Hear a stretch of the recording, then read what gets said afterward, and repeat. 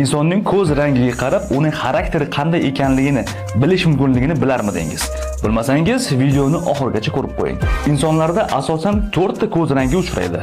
Birinchisi bu jigarrang. Jigarrang ko'zi insonlar tez chiqishuvchan, xushmuomala, aqlli, janjallashishga moyil va shu bilan birgalikda bularda qora xotira, ya'ni chorniy pamyat yaxshi rivojlangan bo'ladi. Qora rangli ko'z egalari esa doim diqqat markazida bo'lishni xohlaydi.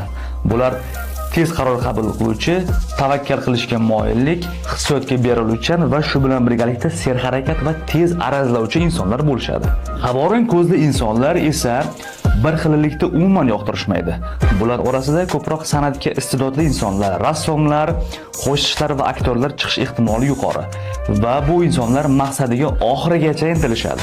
Yashil rang ko'z egalari esa prinsipli, tartibli, juda ham injiq, hayotda o'ziga juft topishga juda ham qiynalishadi va juft topgandan keyin ularga bir umr sodiq qolishadi.